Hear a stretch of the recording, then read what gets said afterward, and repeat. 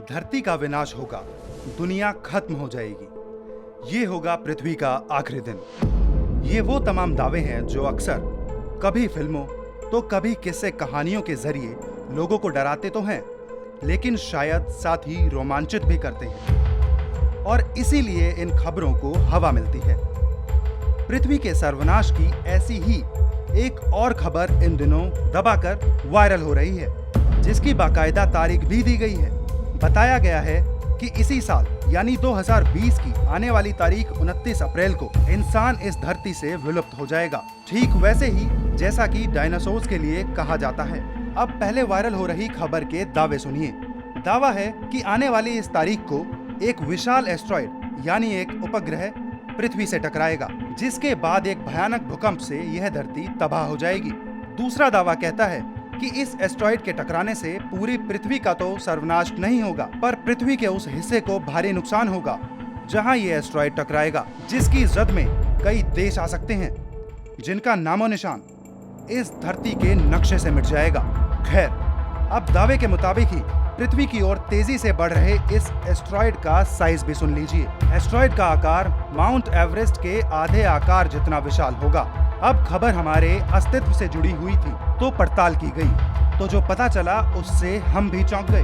दरअसल एस्ट्रॉयड की जो बात कही गई है वो सच है और ये एस्ट्रॉयड पृथ्वी की तरफ आ भी रहा है। लेकिन इसके बाद नासा का जो बयान आया उससे थोड़ी राहत मिली, लेकिन फिक्र पूरी तरह से खत्म हुई है ऐसा भी नहीं है। क्यों? आगे सुनिए। पहली बात, नासा को इसके बारे में पहले से ही पता था। दरअसल यूएस की स्पेस एजेंसी नासा ने 24 जुलाई 1998 को एक एस्ट्रॉयड की खोज की थी, जिसका नाम 52768 1998 OR2 रखा गया था।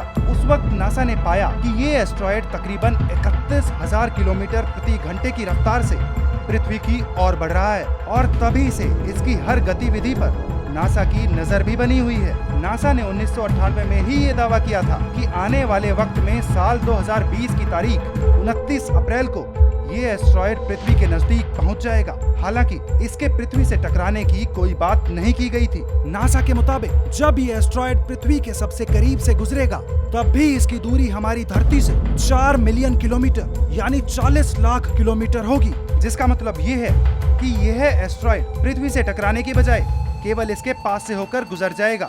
लेकिन पृथ्वी की तरफ तेजी से बढ़ता ये उपग्रह अपनी दिशा नहीं बदलेगा, इस पर भी नासा ने कुछ साफ नहीं किया है। दूसरी ओर नासा की ही एक wing centre for near earth object studies यानी सीनियोस, जिसका काम ही उल्का पिंडों और उपग्रहों पर नजर रखना है, इसने कुछ और ही दावा किया है। सीनियोस ने ना जाने किस आधार पर कहा है कि पृथ्वी की ओर आते इस उल्का पिंड के टकराने से इनकार भी नहीं किया जा सकता।